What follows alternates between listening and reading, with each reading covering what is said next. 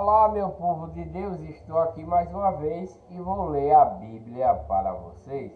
Deixa aí um joinha para ajudar no canal, inscrevam-se no canal e ative o sininho para receber as notificações. Abra sua Bíblia no capítulo 13 de Marcos, capítulo 13, versículo 14.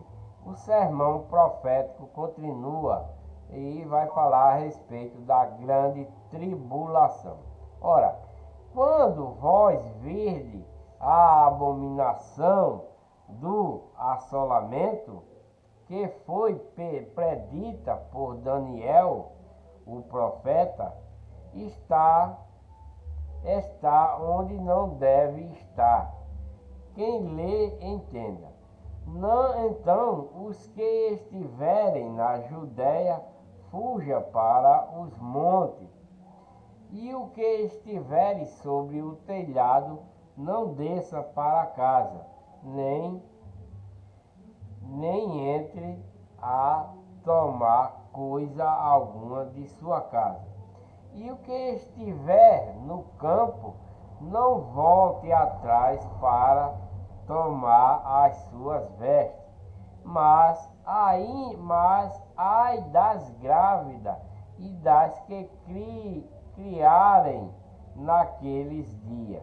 Orai, pois, porque a vossa fuga não suceda no inverno, porque naqueles dias haverá uma aflição tal qual nunca houve desde o princípio da criação que Deus criou até agora, nem jamais haverá. E se o Senhor não abreviasse aqueles dias, nenhuma carne se salvaria. Mas por causa dos escolhidos, abreviou aqueles dias. E então, se alguém vos disser, eis aqui o Cristo, eis ali, não acrediteis, porque se levantarão falsos cristos e falsos profetas, e farão sinais e prodígios para enganarem, e se for possível, até os escolhidos. Então, nesses últimos dias aí da tribulação, o povo vai se rebelar, principalmente esses falsos pastores que não quer abrir mão da sua maldade. Ele vai dizer que é Cristo. Já tem gente, nos dias de hoje, se dizendo que é o Cristo. Já tem, tá? Eu não vi ainda, mas já vi falar de pastores se dizendo que é Cristo, Mas vós vedes que de antemão vos tenho dito tudo, Então, Cristo está alertando esse povo aí que quando for a tribulação, isso vai ser já próximo do fim do mundo, do último dia, vai se levantar essas coisas, Vai ter tudo isso, E até as grávidas vão sofrer, porque as grávidas com o menino puxando vai sofrer. Por quê? Porque vai ser um alvoroço total, Vai ser um alvoroço total. No dia da tribulação vai ser um alvoroço total. Mas os que tiverem em Cristo, recebeu a doutrina de Cristo, ele nem pode até ver a tribulação, mas não vai permanecer na tribulação. A tribulação é para aqueles mesmo que não estão em Cristo, que não estão seguindo Deus, Esse é o povo que vai receber essa tribulação, Essa tribulação não é o fim. Eles vão passar por essa tribulação, que é o poder de Deus manifestado, para ver se esse povo quer crer em Deus, Parece que esse povo queira se converter, né? E vai ter esses Cristo falsificados aí, que é os Cristo que está tomando conta desse povo da legião do mal, da legião de Satanás. Então o Cristo já está alertando sobre esses falsos Cristo que vai aparecer, e outro vai dizer, olha ele ali, ele está em tal canto. É para a gente que está no verdadeiro Cristo não acreditar. Porque o verdadeiro Cristo, quando vir para nós, ele vai vir nas nuvens, né? Ele vai se apresentar na nuvem e a gente vai ser arrebatado assim num piscar de olho, né? Seremos arrebatados e transformados, né? Mas nessa tribulação, essa tribulação que vai haver aqui, é para pôr à prova aqueles que querem seguir a Cristo, aqueles que querem deixar a legião do mal e seguir o verdadeiro Cristo. Por isso que ele está dizendo aqui, ó, vocês vão ver Cristo ali, se você crer no verdadeiro Cristo, né, para essas pessoas que querem crer no verdadeiro Cristo, não vai crer nesses falsos cristos diabólicos que vai aparecer, né? É por conta disso que vai haver essa tribulação, que é o poder de Deus manifestado para que o povo que não estão em Deus, né, venha para o Deus verdadeiro. É por isso que vai acontecer esses falsos cristos, essas coisas todas, né? E os falsos cristos são aqueles do diabo que não quer que os seus se aparte dele. Por isso que ele vai aparecer para o povo, né? Não, venha para cá, você é meu, não vá não, né? Mas aquele que voltar a fé para Cristo, para Deus verdadeiramente, ele não vai atrás desses falsos cristos que vai aparecer para resgatar ele, né? Não vai, né? Porque esses falsos cristos são os anjos do diabo, são os seguidores do Deus diabo, né? São os seus pastores, né? Os seus seguidores que vai aparecer como se fosse Cristo para enganar o resto que está remanescente aí de Deus, né? Então o de Deus, como vai ser abreviado, eles se salvarão, né? Não é para nós acreditar, nós não iremos acreditar nesses falsos cristos, e vai ser um pequenino tempo que vamos só ver a tribulação. A gente vai só ver, mas não vai participar dela, né? Mas os que não estão em Cristo vai participar da tribulação para quê? Para que eles se arrependam, para que eles tenham a fé verdadeira em Deus, para que ele abandone todas essas coisas e abandone também o falso Cristo e venha para o Cristo verdadeiro. É por isso que Cristo está falando essas coisas, né?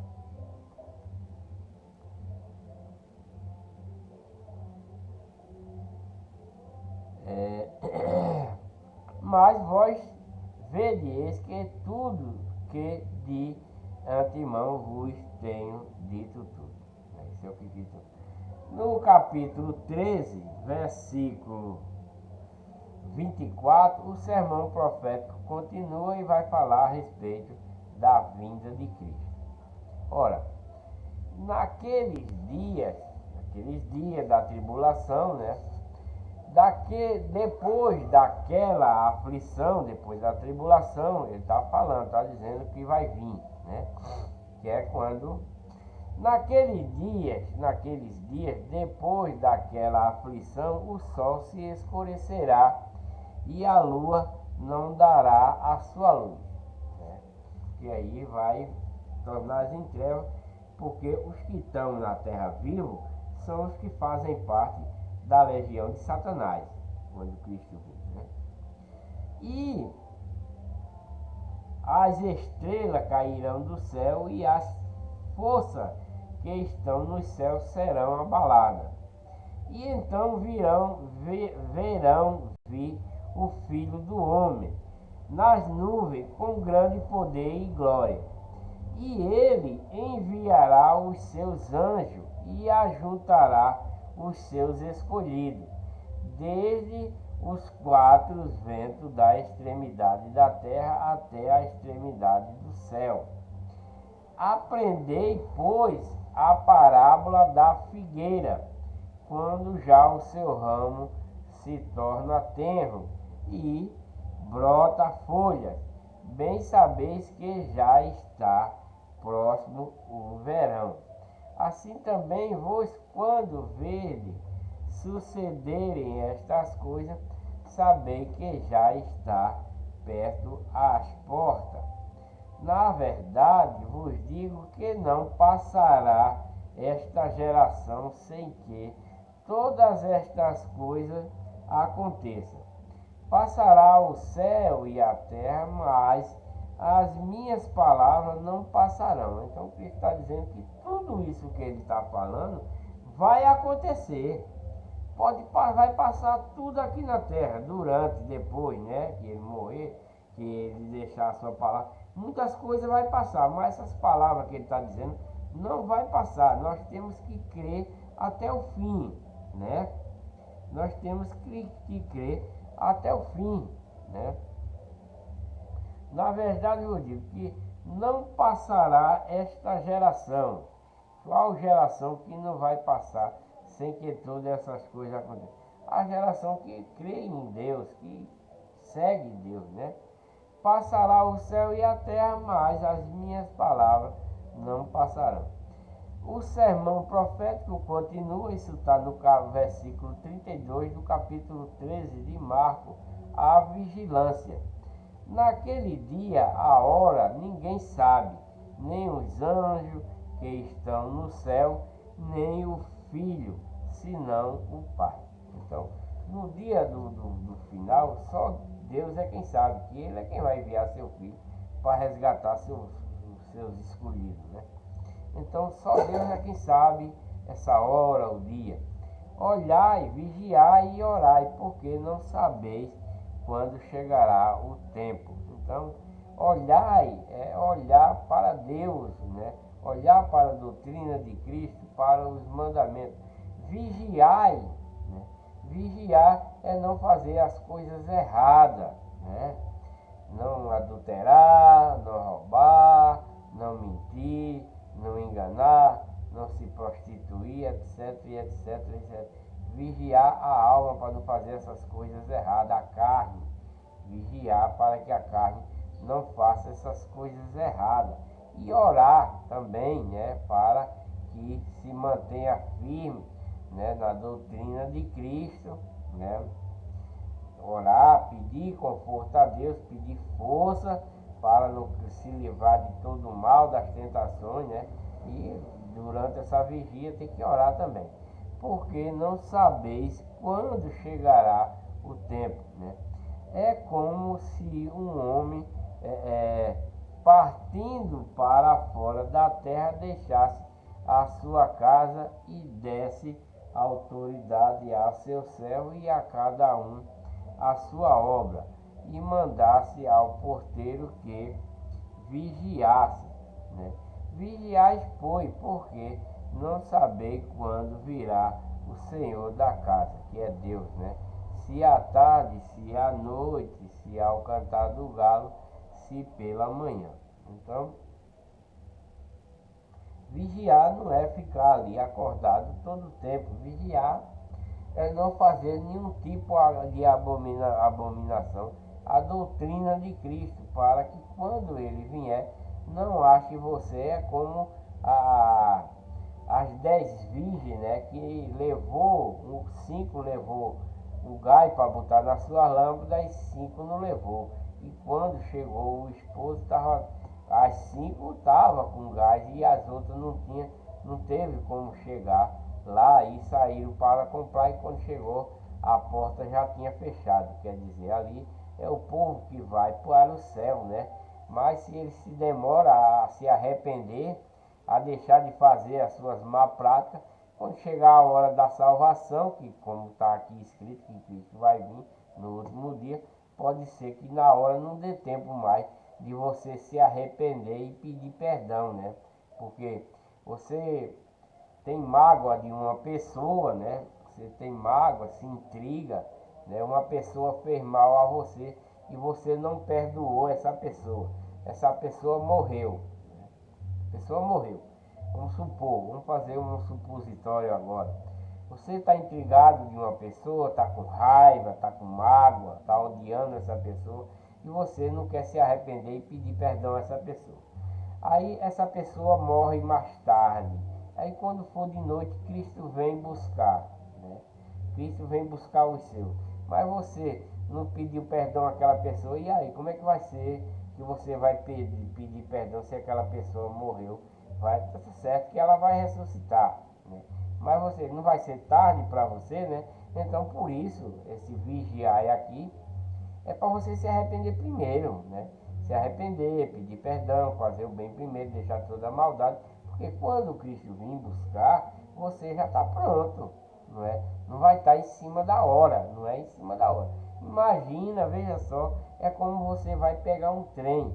Você sabe que o trem sai de 9 horas, mas você quer chegar lá 9h01, você vai perder esse trem, né?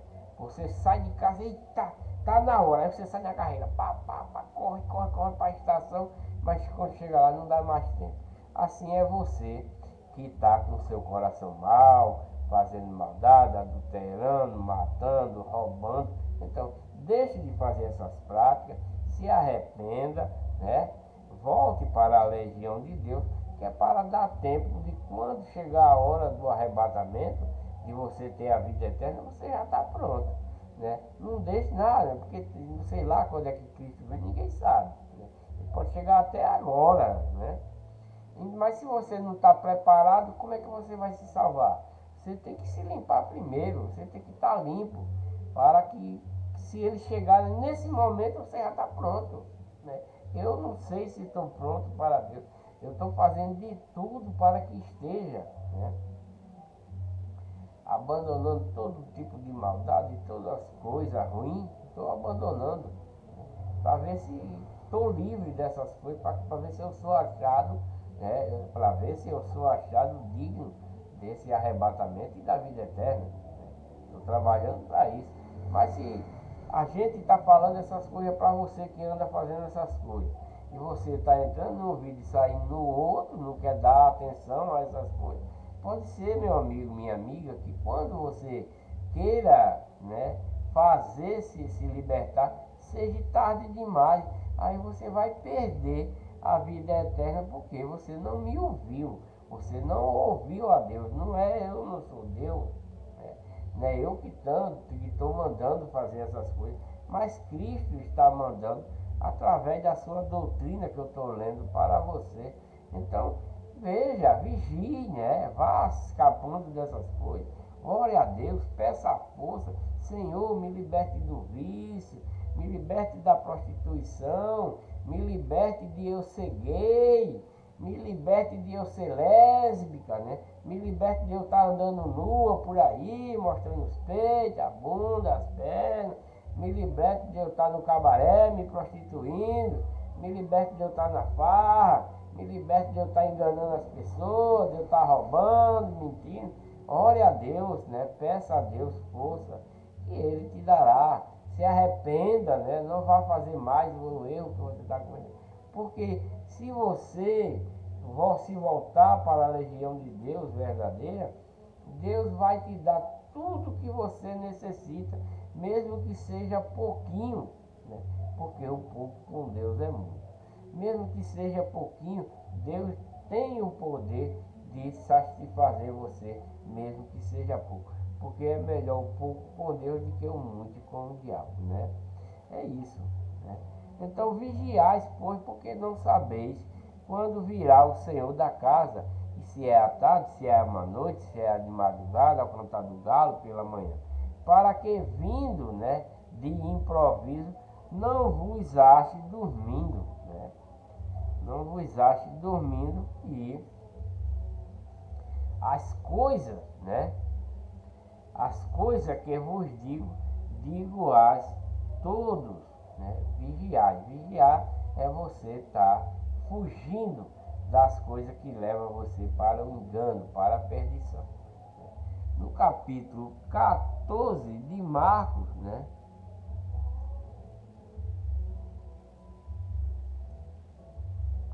Capítulo 14 de Marcos é a consulta dos sacerdotes, né?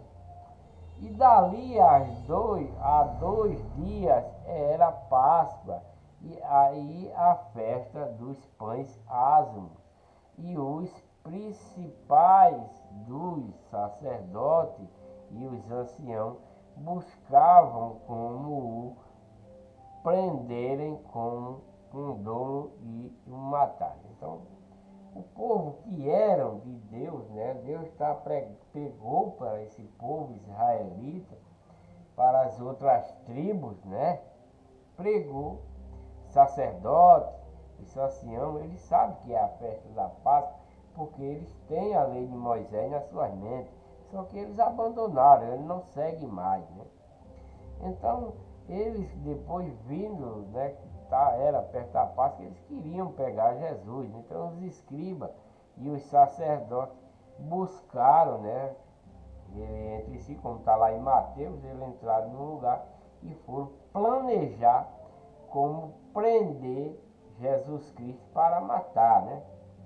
Mas eles diziam, não, na festa, para que porventura não se faça alvoroço entre o povo. Isso ele queria prender na festa, mas eles disseram, não, na festa não. Tem muita gente, vai ser um alvoroço prender Cristo na festa da Páscoa, né? Que é da lei de Moisés. Eles fazem, mas não estão seguindo a lei de Moisés.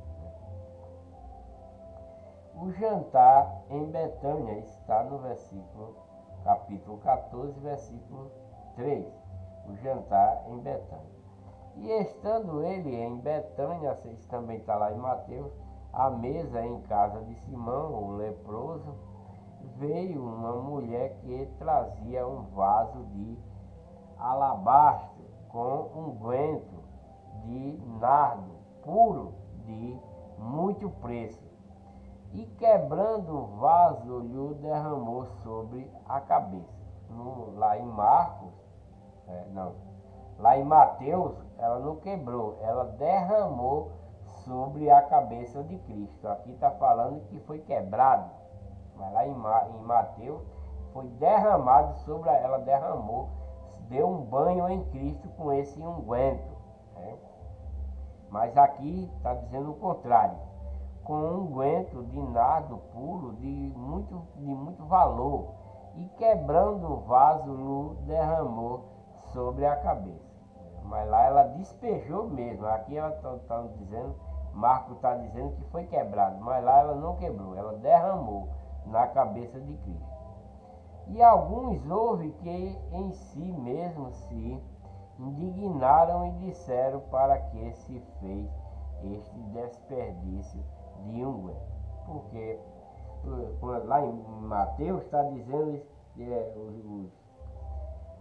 os discípulos disseram, mulher, por que tu não pegasse esse unguento e vendesse e pegasse o dinheiro e desse aos pobres? Ele também, aqui também vai falar do mesmo jeito, mas eu estou adiantando aqui. E não desse aos pobres, para que derramasse na cabeça de Jesus? Porque podia vender-se por mais de 300 dinheiros e dá-lo aos pobres, né? Isso também está lá em Mateus. E derramavam contra ela, né? Bramavam contra ela. Jesus, porém, disse, deixa a mulher, porque porque a molestai. Ela fez-me boa obra, né? Porque ela fez boa obra. Porque Cristo sabe que vai ser açoitado de chicote, ele vai apanhar, vão enfiar aquela coroa de espinho na cabeça. Ele sabe, os outros não sabem. Mas Cristo aí nascer, ele sabe, né? Ele está sentado lá com os discípulos. E esse unguento, que essa mulher, unguento é um tipo de remédio para dor, para sarar ferida. Unguento é isso, né? Esse unguento que essa senhora derramou na cabeça de Cristo, que banhou ele todinho, isso é dádiva de Deus para com seu filho. Isso é instrução de Deus nessa mulher para dar esse banho nele. Só que ninguém sabe, porque isso é unguento. Unguento é um remédio para dor, para curar feridas. Então, esse ato que aconteceu aí com essa mulher foi proveniente de Deus para quê? Para que quando Cristo fosse apanhar, fosse ser crucificado, fosse ser ferido à lança, como ele vai ser, chicoteado, ele vai levar chicotada que vai ferir e vai cortar as suas costas. Então, esse unguento que foi derramado aí em Cristo é a preparação dele para ele não sentir dor quando isso acontecer. Ele já vai estar medicado antes de receber essa, ele já vai estar medicado pelo seu pai, pelo poder do seu pai. Isso aí é o poder de Deus para seu filho, essa derramação de unguento que essa mulher fez em Cristo aí. Foi para quando que ele vai, daqui a pouco, ele vai ser condenado. Os israelitas e os outros vai condenar ele à morte, o sacerdote, né, vão condenar ele, os que eram de Deus, vai condenar ele para a morte, e vão bater nele, vão chicotear, vão furar ele de lança, vai botar aquela coroa de espinho, tudo isso é dor, né? Então, para que ele está na carne, como Deus mandou ele se transformar em carne, para seu povo ver aí como é, então, Deus está providenciando esse unguento para que quando ele for sofrer essas coisas, ele não sofra tanto, não sinta dor, né? Por isso que isso aconteceu, né? Porque sempre tende os pobres convosco e poder fazer-lhes bem. Quando quiser mais a mim, nem sempre me tendes. Esta fez o que podia, antecipou-se a ungir o meu corpo para a sepultura, né? Então, essa senhora, ela foi derramar esse unguento em Cristo para preparar ele, para ele quando fosse chicoteado, para ele não sentir dor, para ele não sentir a dor. Isso foi dado por Deus, né, nessa mulher. Esse unguento é curativo, né? Porque vão matar ele, vão judiar dele. Então, como ele está na carne, ele ia sofrer muito. E Deus, né, para aliviar seu sofrimento, deu logo esse banho de unguento nele para sarar logo as suas feridas antecipadamente, né? Então, quando ele sair daí, que ele foi entregue por Judas, né, que o povo vai começar a judiar dele, ele não vai sentir tanto, porque ele já recebeu a cura antecipada das suas feridas, né? Isso foi o Pai que já enviou através dessa mulher para dar esse banho nele, né? Que é a preparação para a sepultura. Antecipou-se a ungir o meu corpo para a sepultura. Aqui é ungir, mas lá é a preparação para a sepultura. Em verdade vos digo que em todas as partes do mundo onde este evangelho for pregado, também o que ela fez será contado para a sua memória. No capítulo 14, versículo 10, é o preço da traição. E aí vem a parada de Judas. E Judas Iscariote, um dos 12, foi ter com os príncipes dos sacerdotes para lhe entregar. E ele, ouvindo, folgaram e prometeram dar-lhe dinheiro, e buscava como o entregaria em ocasião oportuna, né? A última Páscoa, a Santa Ceia, né?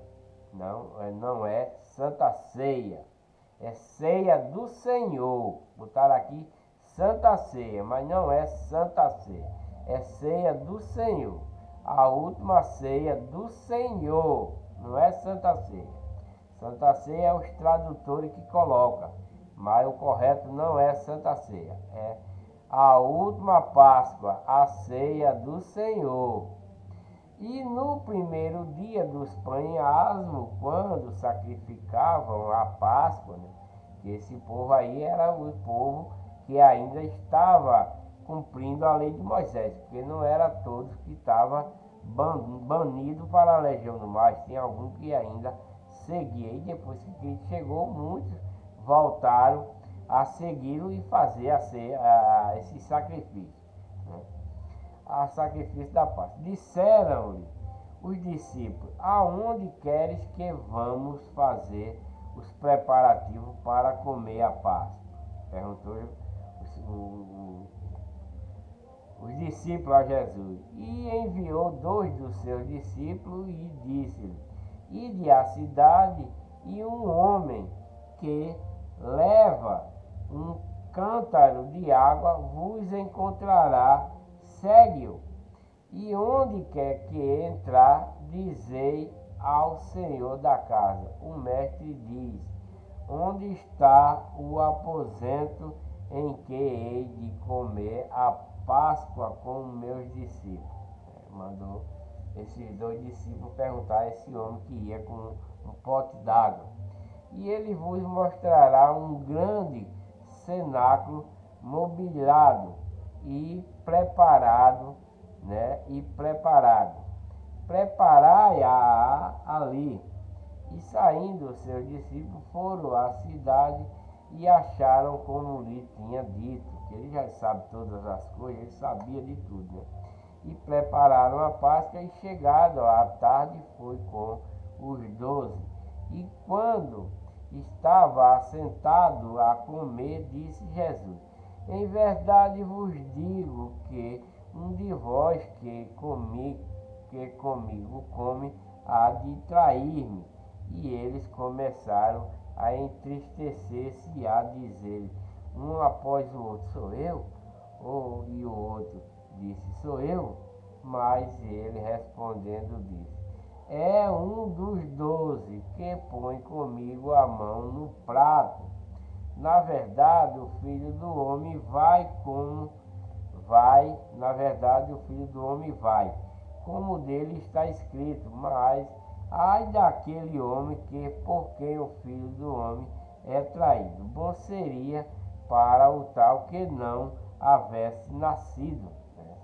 Então, Cristo está dizendo que era melhor que Judas não tivesse nascido, porque aí ele não perderia a salvação, né? Não perderia a salvação. Isso está lá em Mateus também.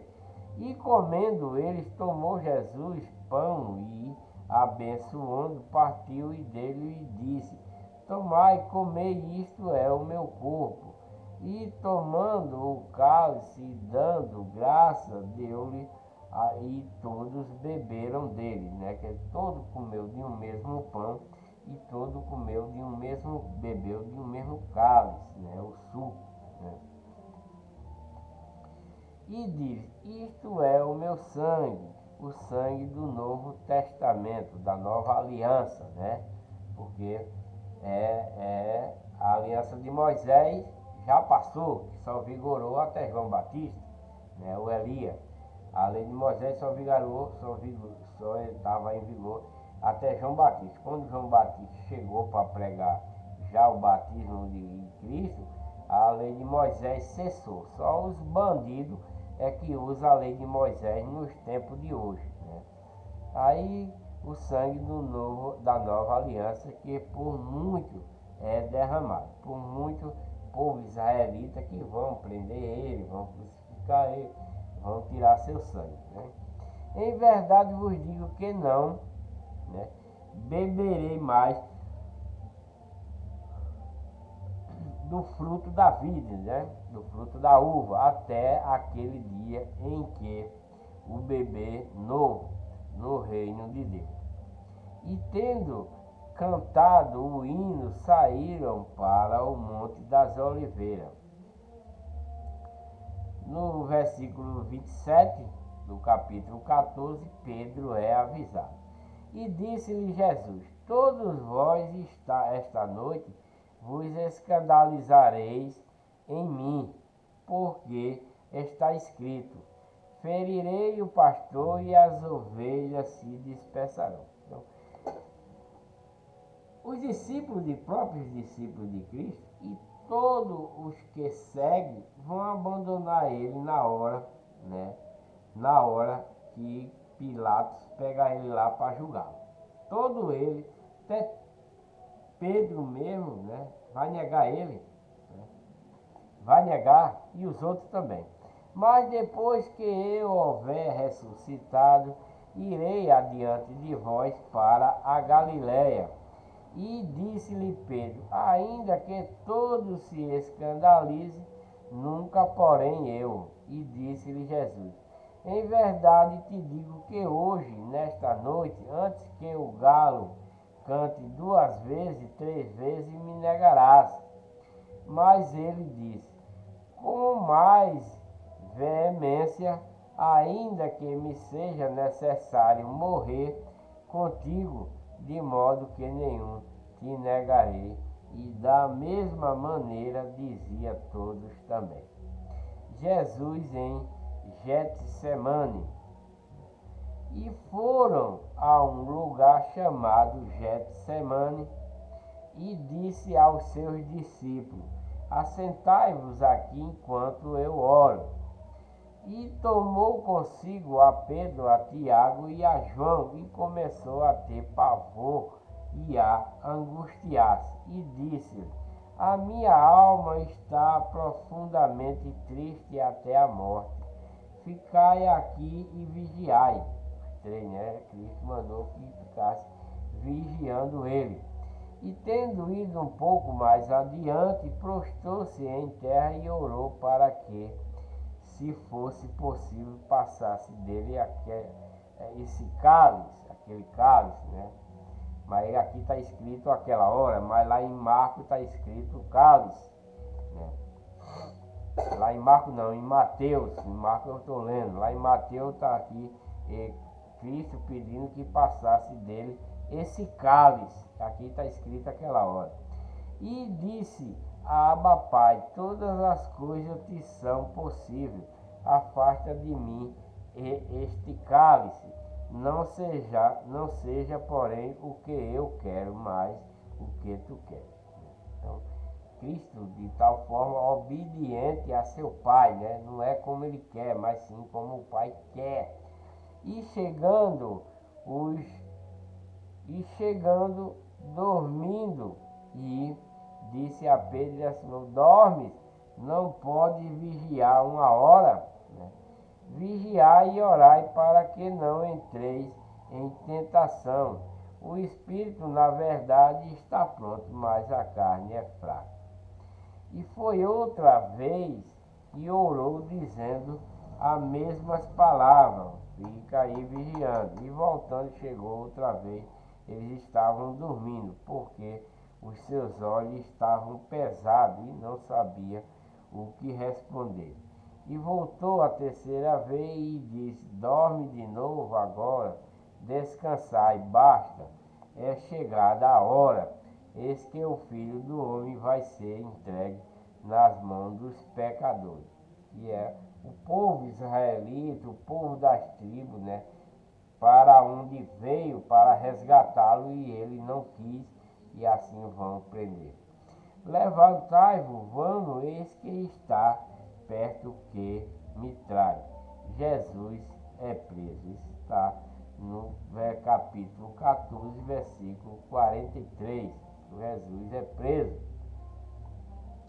E logo falando ele ainda, veio Judas, que era um dos 12, da parte dos principais, dos sacerdotes e dos escribas e dos anciãos, e com ele uma grande multidão com espada e varapau. Isso também está lá em Mateus. Ora, o que o traía tinha-lhes dado um sinal, dizendo: aquele que eu beijar, esse é, prendam e levai-o com segurança. E logo que se aproximou-se dele, e disse: mestre, mestre, e beijou. E lançaram-lhe as mãos e o prenderam.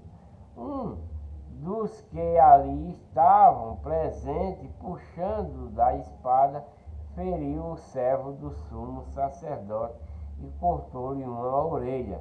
E respondendo Jesus disse: Saíste com espadas e varapaus a prender-me como a um salteador. Ele está falando para os que prenderam.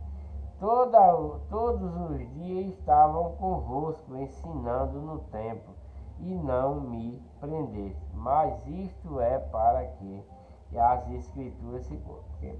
Jesus Cristo, todo esse povo aí, esses escribas, né, esses sacerdotes, estavam lá no templo pregando, mas ouvindo a pregação de Cristo, porque eles eram de Deus, eles eram o povo israelita, o povo das tribos, né? O povo, a herança de Deus. Só que eles transpassaram para a legião do mal, foram ouvir doutrina de homem, mandamento, foram ouvir o homem e não a Deus. Aí todo esse povo que vieram pegar Cristo já foram de Deus, né? Já foram. Só que eles não aceitaram, né, o que Cristo estava pregando, né? E vão crucificar ele por conta disso. Então, deixando todos, fugiram, e um certo jovem o seguia, envolto em um lençol sobre o corpo nu, e lançaram-lhe a mão, mas ele, largando o lençol, fugiu nu. Jesus perante o sinédrio, negação de Pedro. Jesus perante o sinédrio. E levantaram Jesus ao sumo sacerdote, e ajuntaram-se todos os príncipes dos sacerdotes e os anciãos e os escribas. E Pedro seguiu de longe até dentro do pátio do sumo sacerdote. E estava assentado com os servidores, né, aquentando-se ao lume. E os principais dos sacerdotes e todo o concílio buscaram algum testemunho contra Jesus para o matar, e não o achavam, porque muitos testificavam falsamente contra ele, mas os testemunhos não eram coerentes. E levantando-se alguns, testificaram falsamente contra ele, dizendo: Nós ouvimos-lhe dizer: eu derrubarei este templo construído por mão de homem, e em 3 dias edificarei outro, não feito por mão do homem. Que é o templo de Deus, de Cristo, né? Quando ele ressuscitar em 3 dias, né? Ele disse que em 3 dias derrubava aquele ali, mas em 3 dias ele reedificava, que é quando em 3 dias eles vão matar ele, e em 3 dias ele ressuscita, né, novamente, que é o templo, né, que é a igreja de Deus, né? E nem assim o seu testemunho era coerente. E levantando-se o sumo sacerdote no sinédrio, perguntou a Jesus, dizendo: Nada responde? Que testificam estes contra ti? Mas ele calou-se e nada respondeu.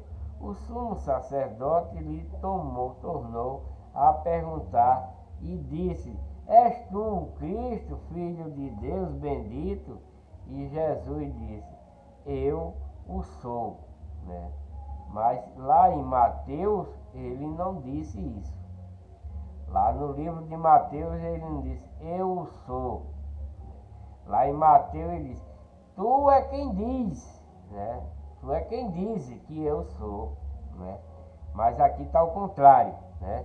És tu o filho de Deus? E Jesus diz: Eu sou. Aqui ele confirma, aqui em Marcos ele está confirmando que é o filho de Deus. Mas lá em Mateus ele não confirma nada, não. Ele está calado fica. Ele apenas responde quando pergunta para ele: És tu o Cristo? Ele diz: Tu é que sabes, tu é quem diz que eu sou, né? Aqui ele está dizendo que ele respondeu, mas lá em Mateus ele não respondeu nada disso, não. Lá em Mateus ele não disse que era ninguém, ele não falou nada. Ele apenas disse: Você é quem diz que eu sou. Lá em Mateus está dessa forma. Aqui botaram como ele está respondendo que era. E vereis o Filho do Homem assentado à direita, né, do poder de Deus e vindo sobre ele nas nuvens do céu. E o sumo sacerdote, rasgando as suas vestes, disse: para que necessitamos mais de testemunho? Vós ouviste a blasfêmia que vos parece, e todos os consideram culpados de morte. E alguns começaram a cuspir nele e a cobrir-lhe o rosto e dar-lhe punhaladas, né? E dar-lhe punhadas e a dizer: profetiza! E os servidores davam-lhe bofetadas. Pedro nega a Jesus. E estando Pedro embaixo, no átrio, né, chegou uma das criadas do sumo sacerdote e, vendo a Pedro que se estava aquietando, olhou para ele e disse: tu também estava com Jesus, o Nazareno? Mas ele o negou, dizendo: não o conheço, nem sei o que diz. E saiu fora ao alpendre, e o galo cantou. E a criada, vendo outra vez, começou a dizer aos que ali estavam: este é um dos tais. Mas ele o negou outra vez, e pouco depois o que ali estavam disseram outra vez a Pedro: verdadeiramente tu és um deles, porque és também galileu. A tua fala é semelhante. E ele começou a praguejar e a jurar: não conheço esse homem de quem falais. E o galo cantou segunda vez, e Pedro lembrou-se da palavra que Jesus lhe tinha dito: antes que o galo cante duas vezes, três vezes me negarás. E retirando-se dali, chorou.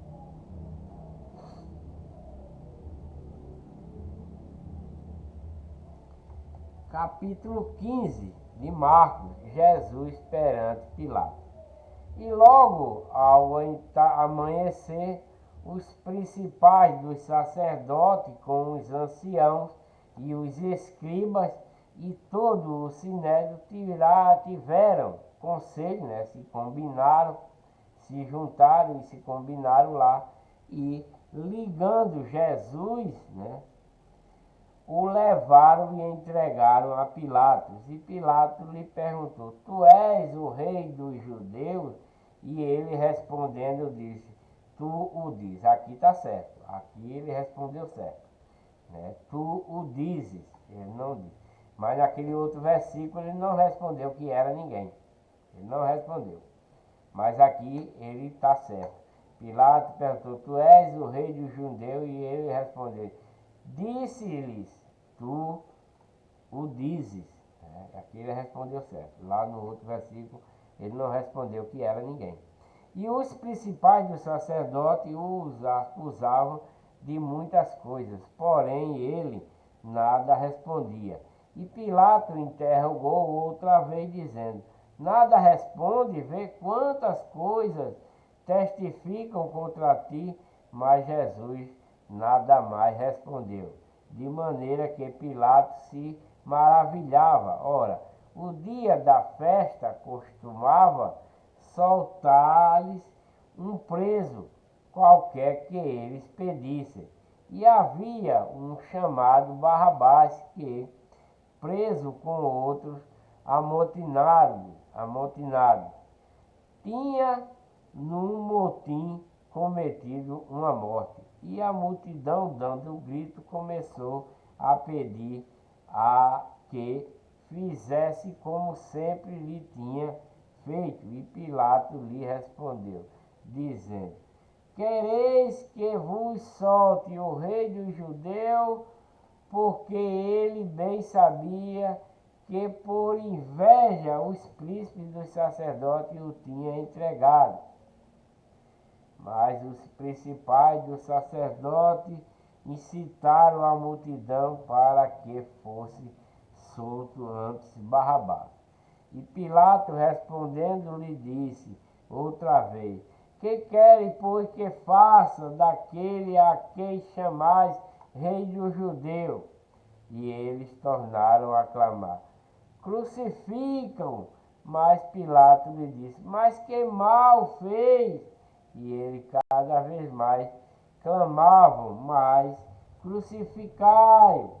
Então Pilato, querendo satisfazer a multidão, soltou Barrabás e, açoitando Jesus, o entregou para ser crucificado. E os soldados o levaram dentro da cela, que é a da audiência, e convocaram toda a corte, e vestiram-no de púrpura, e tecendo uma coroa de espinhos, lhe a puseram na cabeça, e começaram a saudá-lo, dizendo: salve, rei dos judeus! Né? E feriram na cabeça com uma cana, e cuspiram nele, e posto de joelho o adoraram. E havendo-o escarnecido, despiram-lhe a púrpura e vestiram com as suas próprias vestes, e o levaram para fora a fim de o crucificar. No versículo 21 do capítulo 15, a crucificação.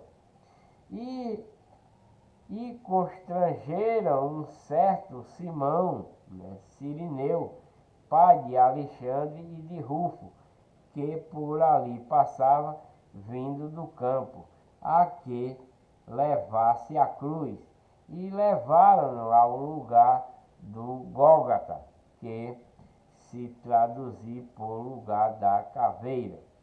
E deram-lhe a beber vinho com mirra, mas ele não o tomou. E levando-o crucificado, repartiram as suas vestes, lançando sobre elas sortes, para saber o que cada um levaria. E era a hora terceira, e o crucificaram, e por cima dele estava escrita a sua acusação: o rei dos judeus. E crucificaram com ele 2 salteadores, um à sua direita e outro à sua esquerda. E cumprindo-se a escritura que diz: com um malfeitor foi contado.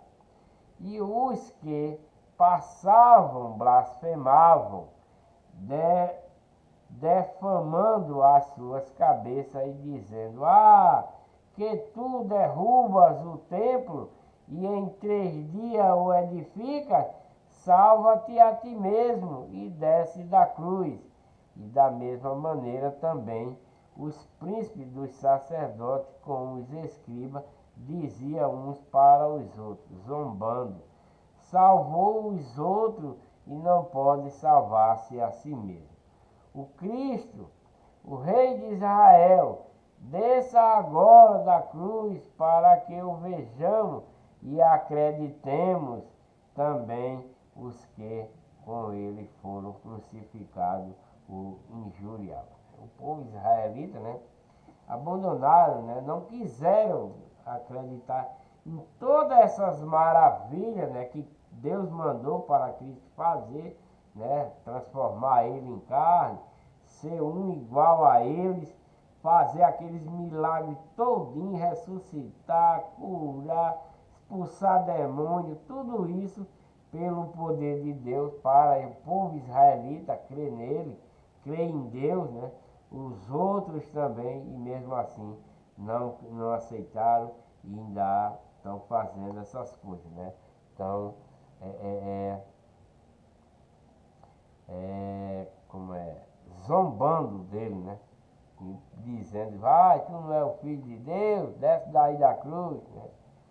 E chegada a hora sexta, houve trevas sobre toda a terra até a hora nona. E na hora nona Jesus exclamou com grande voz, dizendo: Elo, Elo, Tamar lama Eloi, lama sabachthani, que traduzido é: Deus meu, por que me desamparaste? Na última sua dor, né?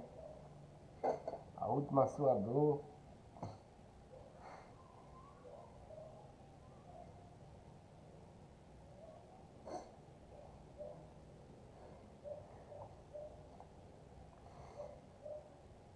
E alguns dos que ali estavam, ouvindo isso, diziam: Eis que chama por Elias. E um deles correu a embebecer uma esponja em vinagre e pondo-a numa cana, deu-lhe a beber, dizendo: Deixai, vejamos se virá Elias tirá-lo. E Jesus, dando um grande brado, expirou, e o véu do templo se rasgou em dois, de alto a baixo. E o centurião que estava de frente dele, vendo que assim clamando expirara, disse: verdadeiramente este homem era o Filho de Deus. E também ali estavam algumas mulheres, olhando de longe, entre as quais também Maria Madalena e Maria, mãe de Tiago, o menor, e de José e Salomé, as quais também o seguiam e o serviam quando estava na Galiléia. E muitas outras que tinha subido com ele a Jerusalém. No capítulo 15, versículo 42, a sepultura de Jesus. E chegada a tarde, porquanto era o dia da preparação, isto é, a véspera do sábado, né? E aqui não é sábado como sábado antes de domingo, isso era para ser sabá, né? A preparação do sabá, que tem a Páscoa e tem o sabá, não é sábado, é sabá, né? Que é lá da lei de Moisés, esse sabá. Não é sexta, sábado, antes de domingo, não. É o sabá, porque Cristo morreu numa quarta-feira, de tarde, né? Isso era o sabá que ia entrar na quinta-feira, né? Era o sabá, né? Era a véspera do sabá, que o sabá ia ser na quinta, né? O sabá, né, dos israelitas, era na quinta-feira, ia ser a véspera do sabá, porque os dias começavam às 6 horas da noite, né? Não é como hoje, que começa de meia-noite. Naquele tempo começava de 6 horas da noite, né?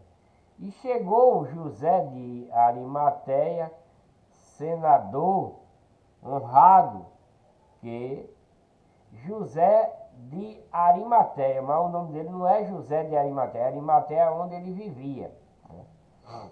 Como está lá em Mateus.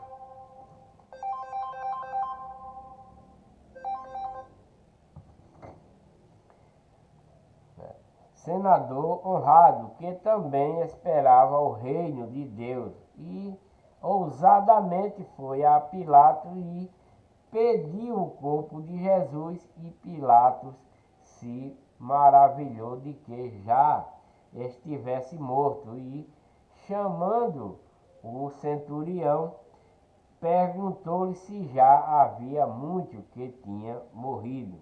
E tendo-se crucificado pelo centurião, deu o corpo a José, o qual comprara um lençol fino e, tirando-o da cruz, envolveu nele e o depositou num sepulcro lavrado numa rocha, e removeu uma pedra para a porta do sepulcro. E Maria Madalena e Maria, né, mãe de José, observavam onde o punham, né? Vou dar uma paradinha por aqui. Que Deus abençoe a todos com muita paz, saúde, né? Felicidade, prosperidade, né? Termina aqui o capítulo 15 de Marcos, onde Jesus Cristo foi crucificado e foi sepultado, né? Voltarei com o próximo vídeo, que vai ser no capítulo 16, que é a ressurreição, né? Deixe um joinha para ajudar no canal, inscrevam-se no canal, compartilhe os vídeos para seus familiares, seus amigos, para aprender a verdade da doutrina de Cristo, né? E ative o sininho para receber as notificações de quando um novo vídeo for gravado. E tenho dito,